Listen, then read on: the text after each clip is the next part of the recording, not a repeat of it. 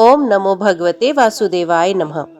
आपके अपने YouTube channel जय मां कंजक में आपका बहुत बहुत स्वागत है। आज की वीडियो में हम कार्तिक मास महात्म्य का कथा अध्याय 17 और 18 और इसके साथ ही श्रीमद् भागवत गीता का अध्याय 8 आपके सामने प्रस्तुत करने जा रहे हैं। उम्मीद करती हूँ कथा का पूरा फल लेने के लिए आप कथा को शुरू से लेकर अंत तक जरूर श्रवण करेंगे। ओम नमो भगवते वासुदेवाय नमः। सूत जी कहने लगे कि अब सब व्रतों में उत्तम व्रत मोक्ष को देने वाली एकादशी के व्रत का महात्म्य सुनो। एकादशी तिथि कृष्ण पक्ष की हो या शुक्ल पक्ष की, अन्न नहीं खाना चाहिए। जो एकादशी को अन्न खाता है वे पापों का भक्षण करता है। एकादशी का व्रत माता के समान उसकी रक्षा करता है। नारद जी कहने लगे कि राजन, अब एक इतिहास सुनो। नर्मदा के तट पर गालव ऋषि का अति शोभायमान आश्रम था। गालव का भद्रशील नाम का एक पुत्र था जो विष्णु जी का परम भक्त था। वे बालकों के साथ भगवान की मूर्ति बनाकर पूजन किया करता था। साथ ही बालकों को उपदेश भी दिया करता था कि वे भी भगवान का पूजन करें तथा एकादशी का व्रत रखें। बालक भी उसका उपदेश सुनकर वैसा ही किया करते थे। अपने पुत्र के चरित्र को देखकर एक समय उसके पिता गालिव ऋषि ने उससे पूछा कि भद्रशील, तुम सदैव भगवान विष्णु की पूजा में लगे रहते हो, ये उपदेश तुमको किसने दिया? ये बात सुनकर भद्रशील कहने लगा कि पिताजी, मैं या आपको अपने पूर्व जन्म का वृतांत सुनाता हूँ। पहले जन्म में मेरा जन्म चंद्रवंश में हुआ था। कर्म कीर्ति मेरा नाम था। दत्तात्रेय जी से मैंने शिक्षा दीक्षा ग्रहण की थी। मैंने 1000 वर्ष तक राज्य किया। उस काल में मैंने अनेक धर्म तथा पाप के कर्म भी किए, परंतु देववश मैं बुरी संगत में पड़ गया और वेद मार्ग छोड़कर पाखंड मार्ग पर चल पड़ा। मेरे इन आचरणों को देखकर प्रजा भी पाप के कर्म करने लगी। इस प्रकार धर्म शास्त्रों के कथा अनुसार प्रजा के पाप का 6ठा भाग मुझको भी मिलने लगा। एक दिन हम शिकार खेलने के लिए वन में गए, अतएव सारे दिन भूखे और प्यासे ही रहे। खाने को कुछ भी नहीं मिला। घूमते घूमते हम मार्ग भी भूल गए और शाम को नर्मदा नदी के किनारे पर पहुंच गए। उस दिन एकादशी का व्रत होने के कारण वहां पर एकत्रित अनेक वैष्णव भगवान का कीर्तन कर रहे थे। मैं भी भूखा प्यासा रहकर रात भर वहीं पर पड़ा रहा, मगर प्रातः काल होते ही भूख प्यास से दुखी होकर मेरे प्राण निकल गए। उसी समय यमराज के दूत मुझको पापी समझकर मारते पीटते यमराज के पास ले गए। यमराज ने चित्रगुप्त से मेरे सब पाप और पुण्य का लेखा मांगा। तब चित्रगुप्त ने विचार कर कहा, इसने एकादशी का व्रत किया था, उसकी से इसके प्राण निकल गए, इस कारण इसके समस्त पाप नष्ट हो गए हैं। ये सुनकर यमराज तत्काल अपने सिंहासन से उठकर खड़े हो गए और हाथ जोड़कर मुझसे बोले कि क्षमा करना, हमसे भूल हो गई। साथ ही मुझको नमस्कार भी किया। फिर अपने दूतों को धमकाकर कहने लगे कि जो मनुष्य भगवान के नामों का जाप करता है उसको कभी हमारे पास मत लेके आओ। किसी अनजाने में भी एकादशी का व्रत किया हो उसके हमारे पास आने की आवश्यकता नहीं पड़ती। इसके बाद यमराज ने मेरा पूजन किया और फिर मुझे सुंदर विमान में बिठाकर विष्णु लोक को भेज दिया। हजारों वर्ष तक इंद्रलोक साथ विष्णु लोक में रहने के पश्चात अब फिर मैंने यहाँ पर जन्म लिया है। जो कोई इस कथा को पढ़ता है अथवा सुनता है उसके सभी पाप नष्ट हो जाते हैं। राजा पृथु नारद जी से कहने लगे कि हे नारद जी, सब गोपियों में राधा जी ही श्री कृष्ण जी को अधिक प्रिय क्यों हैं? तथा कार्तिक मास में भगवान के साथ उनकी पूजा क्यों होती है, ये सब कथा विस्तार पूर्वक हमसे कहिए। तब नारद जी कहने लगे, पहले मनवंतर में पांचाल देश प्राचीन विहि नाम का राजा था। उसने भगवान विष्णु का अति विशाल मंदिर बनवाया। वहां नित्य ही बड़े विधि विधान से भगवान का पूजन हुआ करता था। उसी गांव की अति सुंदर एक स्त्री प्रेम में विवल होकर भगवान के सामने बड़ा ही मोहक नृत्य किया करती थी। उसके मन में सदैव यही लालसा लगी रहती कि वे इसी तरह भगवान के गले में बाहें डालकर नृत्य करती रहे। एक दिन उसने अपना समस्त द्रव्य लाकर गरीबों में बांट दिया और उसी मनोरथ में अपने प्राण त्याग दिए। दूसरे जन्म में वे सुंदर देवांगना बनी। एक दिन चंद्रकीर्ति नाम वाली वे देवांगना दर्पण में अपना अद्भुत रूप लावण्य देखकर मन ही मन कहने लगी कि सिवाय भगवान के मेरा और कोई पति नहीं हो सकता। ऐसा विचार कर भगवान की मूर्ति में मन लगाकर नृत्य करने लगी। कुछ समय के पश्चात दैत्यों से दुखी होकर समस्त देवता ब्रह्मा जी की शरण में गए।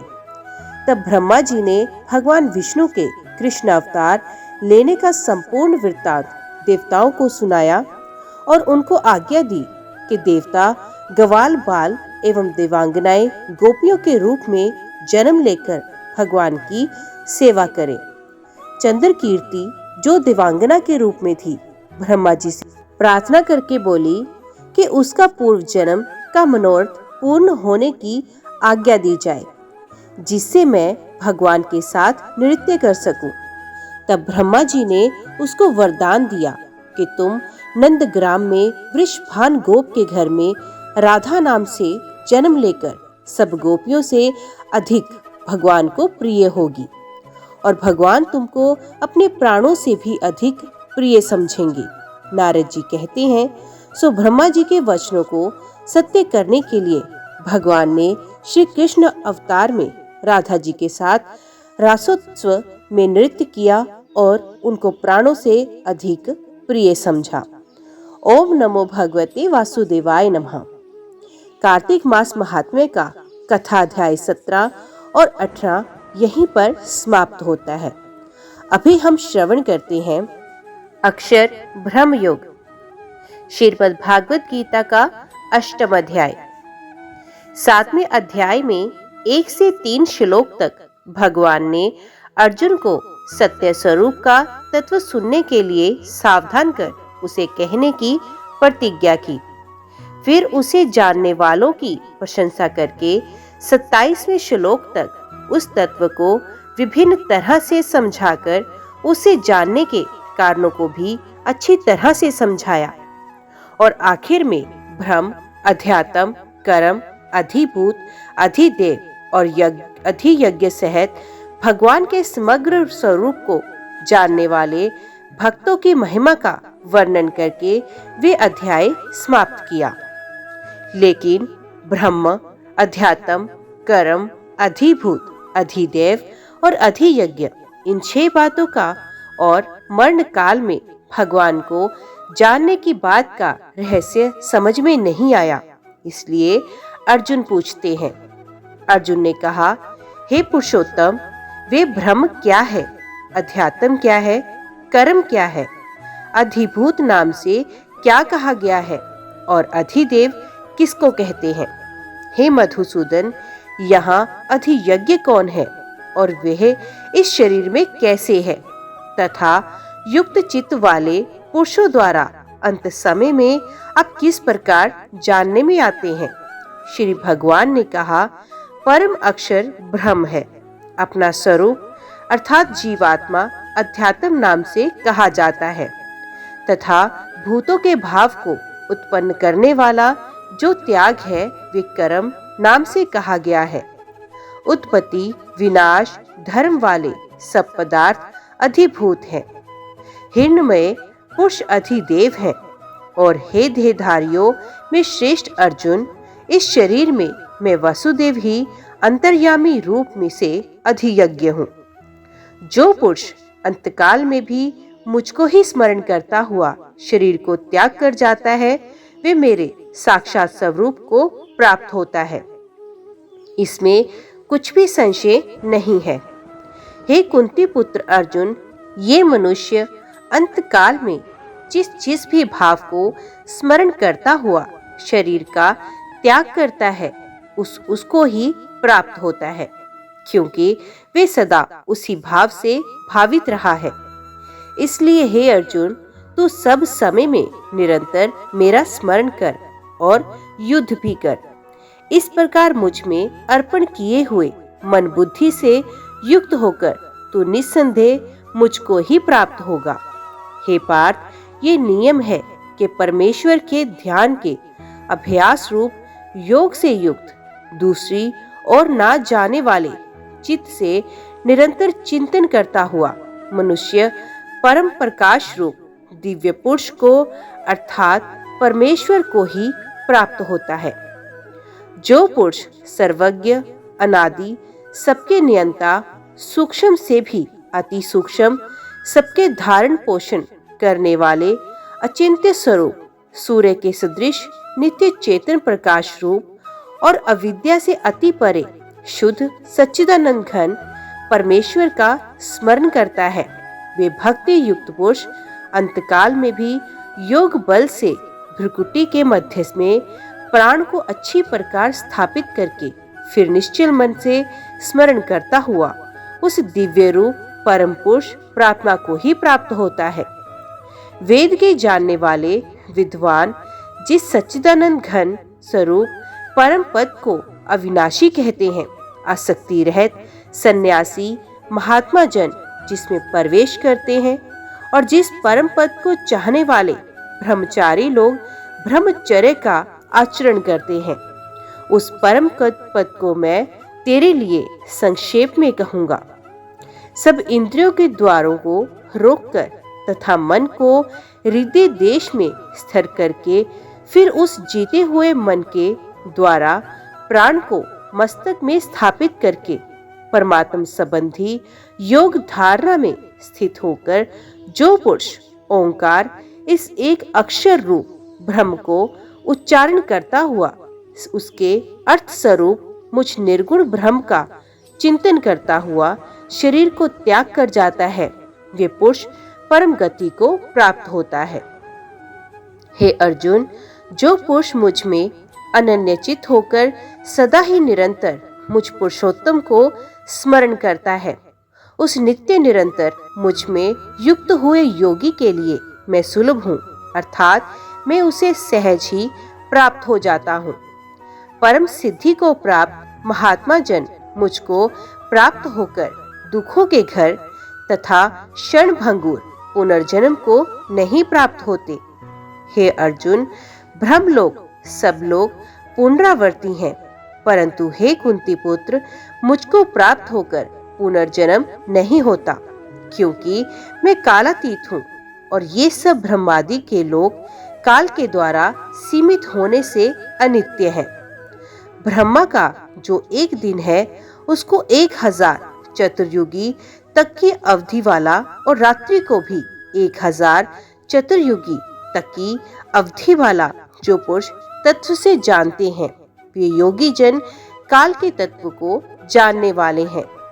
संपूर्ण चराचर भूतगण ब्रह्मा के दिन के प्रवेश काल में अव्यक्त से अर्थात ब्रह्मा के सूक्ष्म शरीर से उत्पन्न होते हैं और ब्रह्मा की रात्रि के प्रवेश काल में उस अव्यक्त नामक ब्रह्मा के सूक्ष्म शरीर में लीन हो जाते हैं। हे पार्थ, वही ये भूत समुदाय उत्पन्न होकर प्रकृति के वश में हुआ रात्रि के प्रवेश काल में लीन होता है और दिन के प्रवेश काल में फिर उत्पन्न होता है। उस अव्यक्त से भी अति परे दूसरा अर्थात विलक्षण जो सनातन अव्यक्त भाव है, वे परम दिव्य पुरुष सब भूतों के नष्ट होने पर भी नष्ट नहीं होता। जो अव्यक्त अक्षर इस नाम से कहा गया है, उसी अक्षर नामक अव्यक्त भाव को परम गति कहते हैं, तथा जिस सनातन अव्यक्त भाव को प्राप्त होकर मनुष्य वापस नहीं आते, वे मेरा परम धाम है। हे पार्थ, जिस परमात्मा के अंतर्गत सर्वभूत हैं और जिस सच्चिदानंद घन परमात्मा से ये समस्त जगत परिपूर्ण है, वे सनातन अव्यक्त परम पुरुष तो अनन्य भक्ति से ही प्राप्त होने योग्य है। हे अर्जुन, जिस काल में शरीर त्याग कर गए हुए योगी जन तो वापस ना लौटने वाली गति को और जिस काल में गए हुए वापस लौटने वाली गति को ही प्राप्त होते हैं, उस काल को अर्थात दोनों मार्गों को कहूंगा। जिस मार्ग में ज्योतिर्मय अग्नि अभिमानी देवता है, दिन का अभिमानी देवता है, शुक्ल पक्ष का अभिमानी देवता है और उत्तरायण के 6 महीनों का अभिमानी देवता है, उस मार्ग में मरकर गए हुए ब्रह्मवेत्ता योगी जन उपरयुक्त देवताओं द्वारा कर्म से ले जाए जाकर ब्रह्म को प्राप्त होते हैं। जिस मार्ग में धूमाभिमानी देवता है, रात्रि अभिमानी देवता है तथा कृष्ण पक्ष का अभिमानी देवता है और दक्षिणायन के 6 महीनों का अभिमानी देवता है, उस मार्ग में मरकर गया हुआ काम कर्म करने वाला योगी उपरयुक्त देवताओं द्वारा कर्म से ले जाया हुआ चंद्रमा की ज्योति को प्राप्त होकर स्वर्ग में अपने शुभ कर्मों का फल भोगकर वापस आता है। क्योंकि जगत के ये 2 प्रकार हैं, शुक्ल और कृष्ण, अर्थात देवयान और पितृयान मार्ग सनातन माने गए हैं। इनमें एक के द्वारा गया हुआ जिसे वापस नहीं लौटना पड़ता, उस परम गति को प्राप्त होता है और दूसरे के द्वारा गया हुआ फिर वापस आता है, अर्थात जन्म मृत्यु को प्राप्त होता है। हे पार्थ, इस प्रकार इन दोनों मार्गों को तत्व से जानकर कोई भी योगी मोहित नहीं होता। इस कारण हे अर्जुन, तू सब काल में समबुद्धि रूप योग से युक्त हो, अर्थात निरंतर मेरी प्राप्ति के लिए साधन करने वाला हो। योगी पुरुष इस रहस्य को तत्व से जानकर वेदों के पढ़ने में तथा यज्ञ, तप और दान आदि के कारण मैं जो पुण्यफल कहा है, उन सबको निस्संदेह उल्लंघन कर जाता है और सनातन परम पद को प्राप्त होता है। ओम नमो भगवते वासुदेवाय नमः। तो यहीं पर कार्तिक मास महात्म्य का कथा अध्याय 17 और 18 और साथ ही श्रीमद् भागवत गीता का अध्याय 8 समाप्त होता है। उम्मीद करती हूँ वीडियो आपको पसंद आई होगी। वीडियो पसंद आई हो तो वीडियो को लाइक और चैनल को सब्सक्राइब जरूर कीजिएगा। जय श्री कृष्णा लिखकर कमेंट बॉक्स में अपनी हाजिरी और अपने सुझाव देना ना भूलिएगा। तो मिलते हैं अगले अध्याय के साथ। तब तक के लिए देखते व सुनते रहिए। जय मां कंजक, जय माता दी।